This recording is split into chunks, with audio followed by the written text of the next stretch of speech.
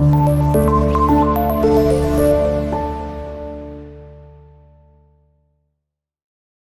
वालेकुम dear student, this is Qasim Majeed, your physics teacher. उम्मीद है कि आप सब खैरियत से होंगे। स्टूडेंट, हम चैप्टर 4 डिस्कस कर रहे हैं। आज हमने एक इसका इंपॉर्टेंट टॉपिक डिस्कस करना है जो कि है एनर्जी और उसकी टाइप्स। एनर्जी स्टूडेंट क्या है? अगर आप कहते हैं किसी बॉडी के पास एनर्जी है तो उसका मतलब क्या है कि उसके पास एबिलिटी है कि वो स्पेसिफिक वर्क को परफॉर्म कर सकता है। तो एनर्जी को हम कैसे डिफाइन कर सकते हैं? Ability of a body to do work. मतलब एनर्जी अगर किसी बॉडी के पास है तो वो कोई भी वर्क को परफॉर्म कर सकता है। ठीक है, तो सबसे पहले हमने एनर्जी को डिफाइन किया। Energy of a body is its ability to do work. अब स्टूडेंट यहाँ पे एनर्जी की डिफरेंट फॉर्म्स हैं, लेकिन यहाँ पे बुक ने आपके पास दो इसकी इंपॉर्टेंट फॉर्म्स को डिस्कस किया है, जो कि आपके पास काइनेटिक एनर्जी और पोटेंशियल एनर्जी है। अब स्टूडेंट, ये जो काइनेटिक एनर्जी और पोटेंशियल एनर्जी है, इन दोनों को आप मैकेनिकल एनर्जी भी कह सकते हैं। ठीक है, आपके पास ये क्या है? मैकेनिकल एनर्जी भी आप इसको कह सकते हैं। और ये किसी भी बॉडी में उसकी मोशन और उसकी पोजीशन की वजह से होती है। अगर एनर्जी किस वजह से हो किसी बॉडी में, उसकी मोशन और उसकी पोजीशन की वजह से हो, तो उसको हम नाम देते हैं मैकेनिकल एनर्जी का। ओके, तो वैसे तो और फॉर्म्स भी होती है एनर्जी की, जैसे साउंड एनर्जी है, लाइट एनर्जी है, विंड एनर्जी है, थर्मल एनर्जी है, डिफरेंट फॉर्म्स है एनर्जी की। लेकिन यहाँ पे हमने सिर्फ मैकेनिकल एनर्जी को डिस्कस करना है। और मैकेनिकल एनर्जी के दो सब टाइप हैं, जो कि काइनेटिक एनर्जी और पोटेंशियल एनर्जी है। अब स्टूडेंट, अगर कोई ऑब्जेक्ट मूव कर रहा हो, उसकी मोशन की वजह से अगर कोई एनर्जी है तो उसको आप नाम देंगे, क्योंकि मैंने कहा है कि मैकेनिकल एनर्जी होती है मोशन और पोजीशन की वजह से। ठीक है, मोशन या पोजीशन, कोई एक केस होगा, या मूव कर रहा होगा ऑब्जेक्ट, या किसी पोजीशन की वजह से उसमें एनर्जी होगी।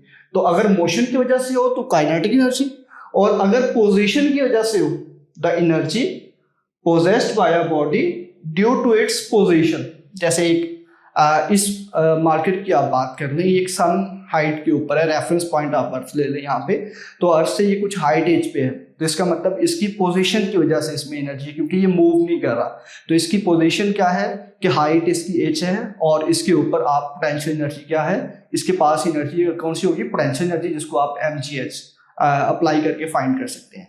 तो अगर कोई ऑब्जेक्ट मूव कर रहा है, मोशन में है, जैसे कार की आप एग्जांपल ले लें, आप किसी और ऑब्जेक्ट की एग्जांपल ले लें जो कि मूव कर रहा है, ठीक है, तो उसके पास जो मोशन की वजह से एनर्जी होगी वो क्या कहलाएगी? आपके पास काइनेटिक एनर्जी कहलाएगी। ओके स्टूडेंट, अब आपने आज के इस टॉपिक में हमने काइनेटिक एनर्जी को डिफाइन करना है। काइनेटिक एनर्जी की एग्जाम्पल को हम डिस्कस करेंगे, और उसके लिए हमने मैथमेटिकल फॉर्म को डिराइव करना, उसकी फॉर्मूले को हमने डिराइव करना आज के इस टॉपिक में। सबसे पहले जैसे आपने डिफाइन किया कि energy possessed by a body due to its motion is known as kinetic energy.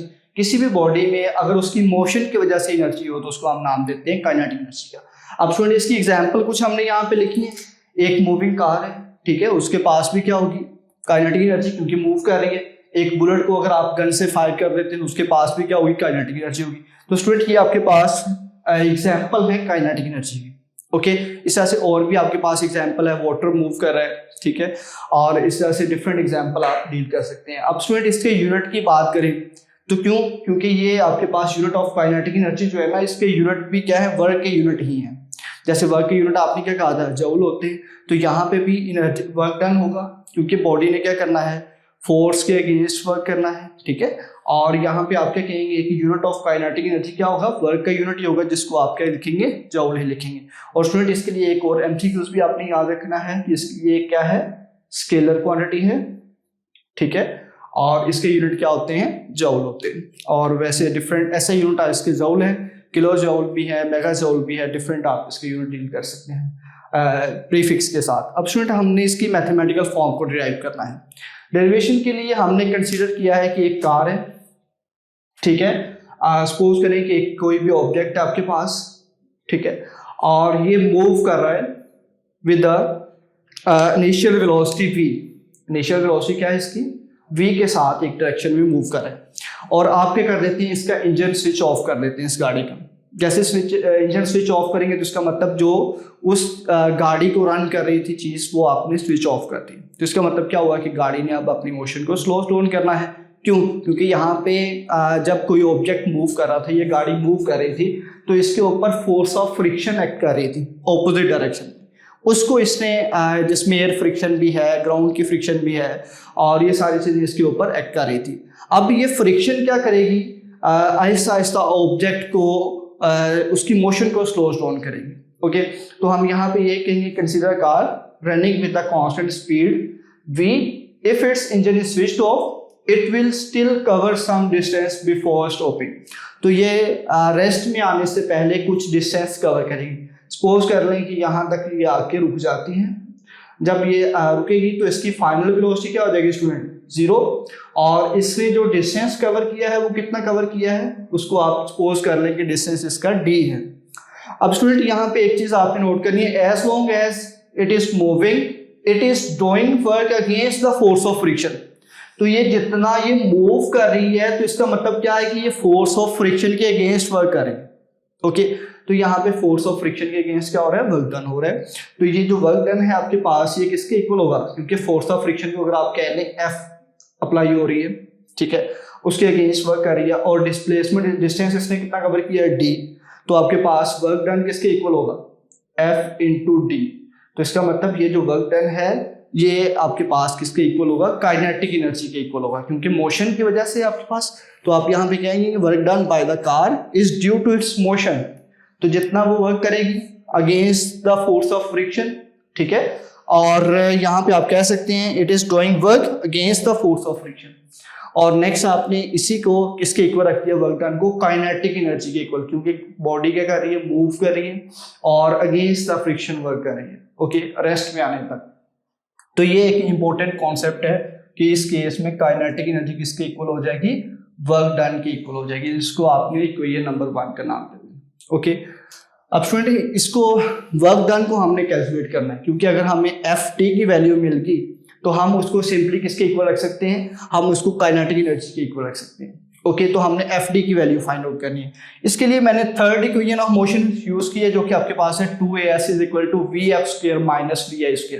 Okay, अब स्टूडेंट यहाँ पे देखिएगा जो ऑब्जेक्ट मूव कर रहा था उसकी इनिशियल वेलोसिटी क्या थी, v के इक्वल मैंने पुट कर दी। उसके बाद बॉडी क्या आ गई थी, रेस्ट पे, तो इसका मतलब फाइनल वेलोसिटी उसकी क्या होगी, 0। और नेक्स्ट जो इसने डिस्टेंस कवर किया था उसको आपने d से डिनोट कर लिया। अब स्टूडेंट इसका एक्सेलरेशन क्या होगा, एक्सेलरेशन के लिए हम ना second law of motion use करेंगे, ठीक है, जो कि F इज इक्वल टू क्या होता है, ma, और यहाँ से एक्सेलरेशन निकालना होगा तो F/m। अब स्टूडेंट यहाँ पे बॉडी डिसेलरेट कर रही है, अगेंस्ट द फ्रिक्शन मूव कर रही है, तो आहिस्ता आहिस्ता स्लो डाउन हो रही है। मतलब उसकी वेलोसिटी जो इनिशियली कुछ वेलोसिटी v थी, v क्या है 10 मीटर पर सेकंड है, 20 मीटर पर सेकंड है, कोई एक स्पेसिफिक आप वेलोसिटी कह सकते हैं।